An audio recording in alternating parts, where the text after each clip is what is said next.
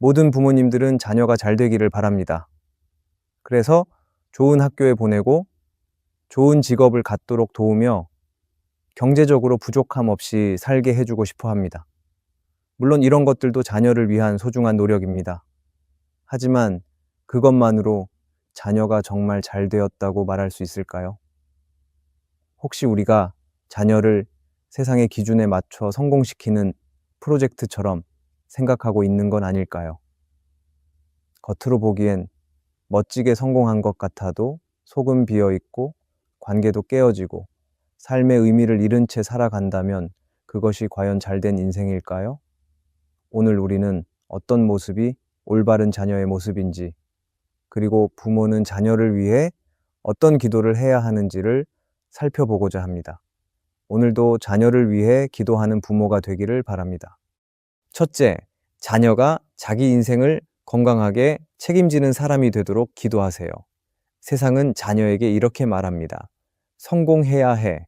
실수하지 말고 남보다 앞서야 해. 결과로 자신을 증명해야 해. 그래서 많은 자녀들이 실패를 두려워하게 됩니다. 실수하면 끝이라는 불안 속에서 살아갑니다. 부모 앞에서는 괜찮은 척하지만 속으로는 자꾸 비교당하고 있다는 압박감에 눌리게 됩니다. 책임감이 아니라 두려움 때문에 조심스럽게 살아가고 결국에는 자신이 선택한 삶도 책임지지 못하는 어른이 되어버리는 경우가 많습니다. 우리는 자녀가 실패 없는 인생이 아니라 실패를 견뎌내고 다시 설 수 있는 사람이 되도록 기도해야 합니다. 완벽하지 않아도 괜찮습니다. 오히려 삶을 책임지는 힘은 실수와 실패를 지나오며 만들어집니다. 자신의 실수에서 도망치지 않고 남 탓하지 않고 다시 시작할 줄 아는 사람, 그 사람이 진짜로 단단한 사람입니다. 성경에서 느헤미야는 그런 책임의 사람이었습니다. 그는 높은 자리에서 안락한 생활을 하고 있었지만 예루살렘 성이 무너졌다는 소식을 듣고 주저앉지 않았습니다. 누가 그걸 책임질까라고 생각하지 않았습니다. 그는 하나님 앞에 울며 기도했고 자기가 나서야 한다는 부담감을 받아들였습니다. 그는 백성들의 지도자가 아니었고 군사적 경험도 없었지만 무너진 성벽을 다시 세우기 위해 스스로 책임을 지고 움직였습니다. 그리고 그 일이 얼마나 어렵고 무거운 일인지 잘 알고 있었습니다. 성벽을 세우는 동안 많은 방해와 조롱을 받았고 내부에서도 불만이 터졌습니다. 그런데도 느헤미야는 책임을 포기하지 않았습니다. 나는 위대한 일을 하고 있으니 내려가지 않겠다는 고백으로 자신의 자리를 지켰습니다. 이것이 책임감 있는 사람의 모습입니다. 자기 인생의 무너진 자리를 보고 외면하지 않고 그 자리를 어떻게든 다시 세워보겠다는 마음으로 걸어가는 사람. 누가 대신해주지 않아도 스스로 그 책임을 감당하려는 태도. 그것이 진짜 성장이고 하나님이 기뻐하시는 성숙입니다. 우리는 자녀가 삶의 무너진 부분 앞에서 무기력하게 주저앉는 사람이 되지 않기를 기도해야 합니다. 누군가 탓하기보다 자신이 할 수 있는 일을 찾고 다시 시작할 줄 아는 사람, 하나님 앞에서 묵묵히 책임을 감당할 줄 아는 사람으로 자라나도록 부모는 기도해야 합니다. 우리는 이렇게 기도할 수 있습니다. 하나님, 우리 자녀가 실수를 두려워하지 않게 해주시옵소서. 삶을 피해 다니는 사람이 아니라 주어진 상황을 감당하는 사람이 되게 하여 주시옵소서. 실패했을 때 도망치지 않고 책임질 줄 아는 용기를 주시고 무너진 자리 앞에서도 일어날 수 있는 힘을 주시옵소서. 느헤미야처럼 자리를 피하지 않고 기도하면서 걸어갈 수 있는 자녀가 되게 하여 주시옵소서. 이 기도는 자녀의 외적인 성공을 위한 것이 아닙니다. 이 기도는 자녀가 부모의 손을 떠나 스스로 살아갈 때 그 삶을 책임질 줄 아는 단단한 사람으로 서기를 바라는 기도입니다. 느헤미야처럼 누구도 대신할 수 없는 자리에서 묵묵히 중심을 지키는 사람, 바로 그런 사람이 되는 것이 자녀가 진짜로 잘 되는 길입니다. 자녀가 자기 인생을 건강하게 책임지는 사람이 되도록 기도하기를 바랍니다. 둘째, 자녀가 사람과 관계 맺는 법을 바르게 아는 사람이 되기를 기도하세요. 세상은 자녀에게 이렇게 말합니다. 사람은 경쟁자야. 네가 먼저 살아남아야 해. 손해보면 바보야. 그래서 자녀들은 어려서부터 이겨야 한다는 긴장감 속에서 자랍니다. 친구도 경쟁자로 바라보게 되고 좋은 자리를 양보하는 대신 선점하려고 합니다. 이런 환경 속에서 자녀는 눈치를 빨리 배우고 말은 잘하지만 진심을 나누는 관계는 어려워합니다. 결국 혼자 있는 건 외롭고 함께 있는 건 불편한 사람이 되어가게 됩니다. 그런데 자녀가 이런 방식으로 자라게 되면 뛰어난 실력은 있을지라도 주변에 진짜 친구가 없고 필요할 때 누구에게도 도움을 청하지 못하는 외로운 어른이 됩니다. 그래서 부모는 자녀가 사람과 건강하게 관계 맺을 줄 아는 사람으로 자라도록 기도해야 합니다. 사람은 누구나 다름이 있고 때론 실망을 주기도 하지만 함께 살아가는 존재입니다.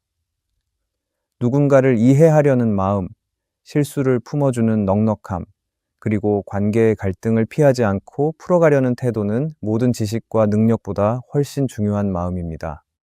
성경에서 바나바는 그런 사람이었습니다. 그는 초대교회에서 사람들을 세우는데 탁월했던 인물이었습니다. 사도 바울이 회심한 후 예루살렘 교회에 왔을 때 아무도 그를 믿지 않았습니다. 예전의 핍박자 이미지만 떠올랐고 그가 진심으로 변했다는 것을 받아들이지 못했습니다. 그때 바나바는 바울의 진심을 신뢰하고 그를 데리고 사도들에게 직접 데려갔습니다. 다른 사람들은 바울을 조심스러워할 때 바나바는 중간다리 역할을 했습니다. 그렇게 바나바로 인하여 바울은 사역을 시작하였고 나중에 바나바와 바울을 함께 선교 여행을 떠나게 됩니다. 그리고 마가라는 젊은 동역자가 선교를 포기하고 돌아가게 됩니다. 그 후 마가를 다시 데려가는 문제로 바울과 바나바가 갈라지게 되는데 바나바는 실패한 마가를 포기하지 않고 끝까지 품었습니다. 물론 바울도 나중에 마가를 마음으로 품었지만 바나바는 한 사람의 부족함보다 그 안에 있는 가능성을 보았고 바나바라는 이름처럼 그는 위로의 사람이었습니다. 오늘 우리의 자녀가 이러한 마음을 가지며 자란다면 그 삶은 결코 혼자가 되지 않을 것입니다. 주변에 신뢰할 수 있는 사람들과 함께하게 되고 누군가에게도 기대가 되는 사람이 될 것입니다. 그렇기에 우리는 자녀가 바나바처럼 사람을 세우는 마음, 실망 속에서도 끝까지 관계를 품는 마음을 가질 수 있도록 기도해야 합니다. 자녀를 위해 이렇게 기도하기를 바랍니다. 하나님, 우리 자녀가 사람을 두려워하지 않고 사랑하게 해 주시옵소서. 실수한 사람들을 정죄하기보다 품을 수 있는 따뜻함을 주시고 나와 다름을 견디며 함께 갈 수 있는 인내를 허락하여 주시옵소서. 좋은 친구를 만나는 것도 중요하지만 자녀가 누군가에게 좋은 친구가 되게 해 주시옵소서. 바나바처럼 사람을 살리고 연결하는 사람이 되게 하여 주시옵소서. 이 기도를 통해 자녀는 사람 사이에 따뜻한 다리를 놓는 사람이 될 것입니다. 바나바는 위대한 설교자도 아니었고 이름을 크게 드러낸 사람도 아니었지만 그가 세운 사람들을 통해 교회는 자라났고 복음은 확장되었습니다. 우리 자녀도 그렇게 사람을 살리는 마음을 가진 사람, 관계를 세우는 사람이 된다면 그는 어디에 가서도 하나님의 사람으로 귀하게 쓰임 받을 것입니다. 그것이 자녀가 진짜로 잘 되는 길입니다. 자녀가 사람과 관계 맺는 법을 바르게 아는 사람이 되기를 기도하기를 바랍니다. 셋째, 자녀가 작은 일에도 감사하고 기뻐할 줄 아는 마음을 가지도록 기도하세요. 세상은 자녀에게 이렇게 말합니다. 지금 가진 것으로 만족하지 마. 더 가져야 행복할 수 있어. 그런데 끊임없이 비교하고 채우게 만드는 환경 속에서 자녀가 자란다면 자녀는 진정한 행복을 찾아 헤맬 것입니다. 그리고 원하는 결과가 없으면 기뻐하지 않고 가지고 싶은 것을 얻지 못하면 감사하지 않을 것입니다. 그러다 보니 오늘날 많은 자녀들이 조금만 부족해도 금세 짜증을 내고 남보다 앞서지 못하면 쉽게 좌절하고 결국 만족이라는 것을 잃은 채 살아가기도 합니다. 그러나 하나님이 우리 자녀에게 가르치기를 원하시는 것은 다릅니다. 하나님은 나의 자녀가 가진 것이 많아야 감사하는 것이 아니라 지금 이 순간에도 하나님이 함께 하신다는 것을 아는 사실에서 감사하기를 원하십니다. 성경에서 사도 바울은 그런 삶을 살았던 사람입니다. 그는 복음을 전하다 수없이 매를 맞았고 감옥에 갇히기도 했고 배를 타다 풍랑을 만나기도 했습니다. 다른 사람에게는 한두 번 겪기도 어려운 고난을 반복해서 겪었지만 그 가운데에서도 바울은 계속해서 하나님께 감사했습니다. 빌립보 감옥에 갇혀 있었을 때도 바울은 찬송을 불렀고 디모데에게 쓴 편지에서는 자기가 선한 싸움을 싸웠고 믿음을 지켰다고 고백했습니다. 그것은 바울이 감정적으로 무뎌져서가 아니라 고난의 순간에도 하나님이 살아계시고 자기 삶을 인도하고 계신다는 것을 믿었기 때문입니다. 그래서 그는 배가 고파도 감사했고 자유를 빼앗겨도 감사했고 외로움 속에서도 기뻐할 수 있었습니다. 오늘날 우리 자녀에게도 이런 마음이 필요합니다. 자녀에게는 늘 좋은 날만 있지는 않을 것입니다. 때로는 원하는 결과가 나오지 않을 수도 있고 친구들과 비교되어 마음이 무거워질 수도 있습니다. 하지만 그때마다 내 삶을 불행하다고 여기는 것이 아니라 지금도 나와 함께 하시는 하나님을 기억하며 기뻐할 수 있는 사람이 되어야 합니다. 어떤 일이 있어도 하나님, 그래도 감사합니다 라고 고백할 수 있다면 그 자녀는 어떤 환경 속에서도 흔들리지 않는 단단한 중심을 가진 사람이 될 것입니다. 우리는 자녀가 모든 걸 가졌기 때문에 기뻐하는 사람이 아니라 하나님을 아는 마음 때문에 감사할 줄 아는 자녀가 되도록 기도해야 합니다.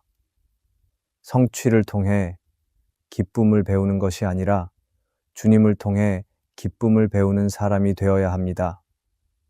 오늘 감사할 이유가 보이지 않아도 하나님이 오늘도 나를 붙들고 계신다는 사실 하나로 만족할 줄 아는 자녀, 그런 자녀가 결국 세상을 이겨낼 수 있는 사람이 됩니다.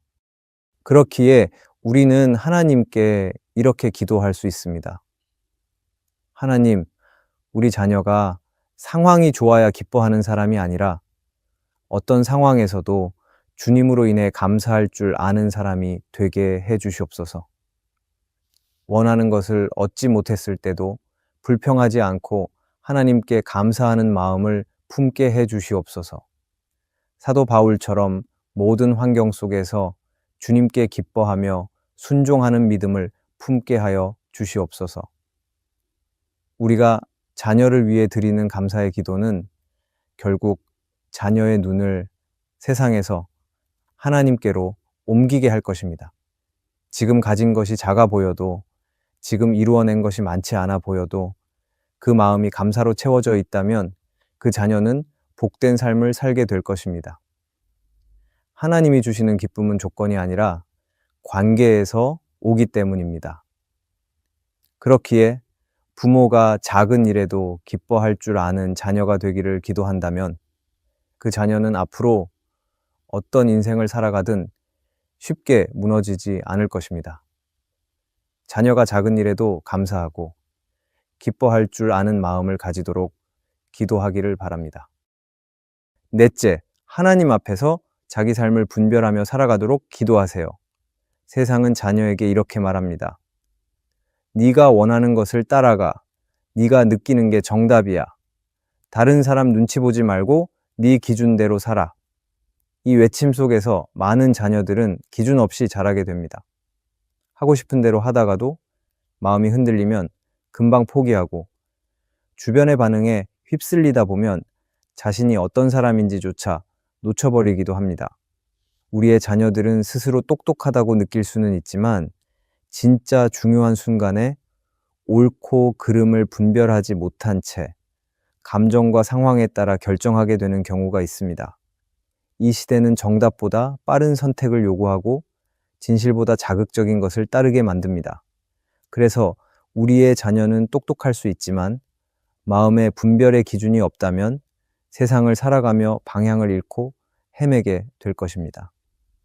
그래서 부모는 자녀가 세상의 흐름에 휩쓸리지 않고 하나님 앞에서 자기 삶을 분별하며 살아가는 사람이 되기를 기도해야 합니다. 자녀가 모든 것을 알고 결정할 수는 없지만 지금 내가 하는 선택이 하나님이 기뻐하시는 것인지 스스로 점검할 줄 아는 마음이 자녀에게 있어야 합니다. 성경에서 다니엘은 바로 그런 사람이었습니다. 바벨론이라는 낯선 땅에서 어린 나이에 강압적인 분위기에서 다니엘은 매일 선택의 순간 앞에 서게 됩니다. 다니엘이 선택한 왕이 주는 음식과 포도주를 먹지 않겠다라고 결심한 것과 왕의 명령을 어기고 창문을 열고 하나님께 기도한 것은 겉으로 보면 작고 개인적인 선택처럼 보일 수 있지만 실제로는 다니엘이 하나님을 기준으로 세상을 살아갔다는 증거입니다. 다니엘은 사람들의 시선이나 왕의 반응보다 하나님께서 어떻게 보실지를 더 중요하게 여겼습니다. 그래서 위험한 상황 속에서도 마음을 지켰고 결국 하나님은 다니엘을 바벨론에서 높이 세우셨습니다. 오늘 우리 자녀도 그렇게 되기를 바랍니다. 하나님이 보시기에 옳은 길을 선택할 수 있는 분별력이 있는 사람, 남들이 다 그렇게 한다고 해도 자신은 하나님의 기준 앞에서 판단할 줄 아는 사람, 그 마음을 품고 살아가는 자녀는 분위기와 환경에 흔들리지 않고 하나님이 기뻐하시는 길을 걸어갈 수 있을 것입니다. 오늘도 자녀를 위해 이렇게 기도하기를 바랍니다. 하나님, 우리 자녀가 사람의 기준보다 하나님의 기준을 먼저 생각하는 사람이 되게 해주시옵소서. 결정을 내릴 때마다 말씀을 떠올릴 줄 알고 유행과 감정에 흔들리기보다 하나님 앞에서 바라보는 지혜를 허락하여 주시옵소서. 자녀가 다니엘처럼 중심을 잃지 않고 하나님 앞에 무릎 꿇는 사람이 되게 해주시옵소서. 이 기도는 자녀가 똑똑해지기를 바라는 것이 아니라 하나님의 뜻 안에서 바르게 살아가기를 바라는 기도입니다. 그리고 다니엘처럼 하나님을 기준 삼아 살아가는 자녀는 공부보다 중요한 분별력을 갖게 되고 실력보다 더 깊은 믿음을 가지며 살아갈 것입니다. 겉으로는 평범해도 중심이 분명한 사람은 세상 속에서 빛나게 되어 있습니다. 우리의 자녀가 그런 사람으로 자라기를 바랍니다. 그것이 자녀가 진짜로 잘 되는 길이며 하나님이 기뻐하시는 모습입니다. 자녀가 하나님 앞에서 자기 삶을 분별하며 살아가도록 기도하기를 바랍니다. 다섯째, 자녀가 넘어졌을 때 다시 일어날 수 있는 내면의 탄력성을 가지도록 기도하세요. 세상은 자녀에게 이렇게 말합니다. 약하면 뒤처져 실패하면 끝이야. 절대 멈추지 말고 계속 달려야 해. 그래서 자녀들은 실수 자체보다 실수했다는 사실을 들킬까 두려워하기도 하고 한 번 넘어지면 다시는 회복할 수 없을 것 같은 불안해서 살아가기도 합니다. 이런 환경에서 자란 자녀들은 도전보다는 회피를 선택하게 되고 실수했을 때 책임지기보다 감추고 피하는 법을 배우게 됩니다. 그러다 보니 쉽게 포기하게 되고 한 번의 실패가 인생 전체를 무너뜨린다고 생각하기도 합니다. 그러나 하나님은 사람은 넘어질 수 있고 실수할 수 있다고 말씀하십니다. 중요한 것은 다시 일어나는 것이고 다시 주님께 돌아오는 것이라고 말합니다. 성경에 나오는 베드로가 그랬습니다. 그는 예수님의 가장 가까운 제자였고 누구보다 열정이 넘쳤던 사람이었습니다. 하지만 가장 중요한 순간에 그는 예수님을 3번이나 부인했습니다. 그것도 예수님께서 이미 경고하셨음에도 불구하고 두려움과 순간의 감정에 휘둘려 주님을 모른다고 말해버렸습니다. 그 실패는 단순한 실수가 아니라 인생 전체를 무너뜨릴 만큼 큰 상처였습니다. 그런데 베드로의 이야기는 거기서 끝나지 않습니다. 베드로는 부활하신 예수님이 자신을 찾아오셨을 때 베드로는 자신의 연약함을 고백했고 주님의 사랑 안에서 다시 일어났습니다.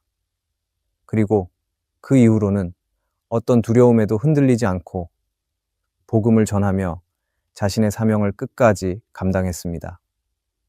베드로는 완벽한 제자가 아니었지만 회개하고 다시 서는 믿음을 가진 사람이었습니다. 오늘날 우리의 자녀도 이러한 사람이 되어야 합니다. 처음부터 실수하지 않으려고 애쓰는 사람이 아니라 실수했을 때 정직하게 인정하고 다시 일어날 줄 아는 사람, 자신이 약하다는 것을 숨기지 않고 그 약함을 주님께 내어드릴 줄 아는 사람이 되어야 합니다. 하나님은 쓰러진 사람을 부끄러워하지 않으십니다. 오히려 하나님은 쓰러졌을 때 다시 일어나기를 기다리고 계십니다. 그렇기에 부모는 자녀를 위해 이렇게 기도해야 합니다. 하나님, 우리 아이가 실패 앞에 무너지지 않게 해주시옵소서. 넘어질 수 있지만 주님 안에서 다시 일어설 수 있는 마음의 힘을 주시고 자기를 부인했던 베드로가 다시 복음을 전했던 것처럼 저희 자녀도 회복과 사명의 길로 걷게 하여 주시옵소서.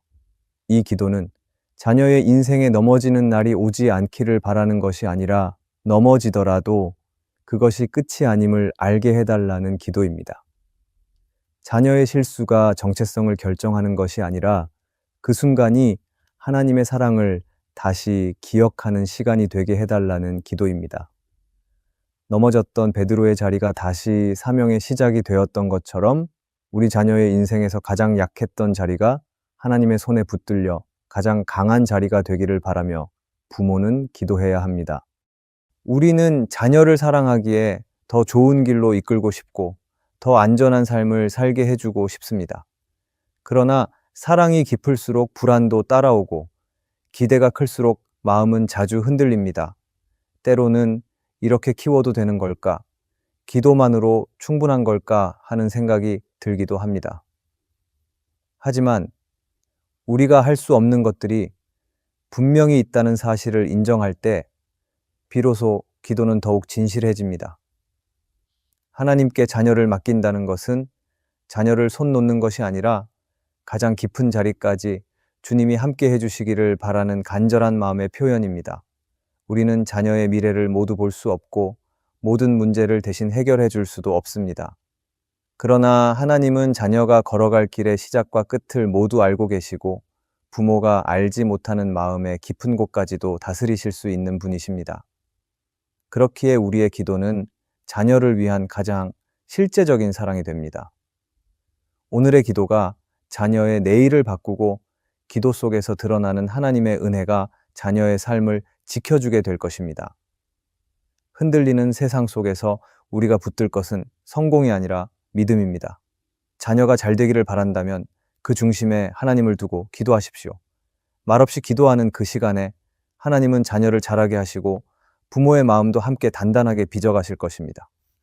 오늘 우리가 기도할 수 있다는 것, 그 사실 하나만으로도 이미 하나님의 선하신 역사는 시작된 것입니다. 오늘의 말씀이 은혜가 되셨다면 댓글에 아멘이라고 적어주시면 감사하겠습니다. 여러분들이 남겨주시는 댓글은 정말 큰 힘이 됩니다. 그리고 여러분들이 눌러주시는 좋아요와 구독도 큰 힘이 됩니다. 오늘도 함께 해주셔서 감사합니다. 기도하겠습니다. 하나님, 오늘도 자녀를 위해 기도할 수 있게 해주셔서 감사합니다. 제가 다 알지 못하는 길 위에도 주님은 함께 하심을 믿습니다. 흔들리는 마음보다 주님의 신실하심을 더 깊이 신뢰하게 해주시옵소서. 자녀의 삶에 주님의 말씀이 뿌리 내리게 하시고 어떤 상황에서도 믿음을 잃지 않게 해주시옵소서.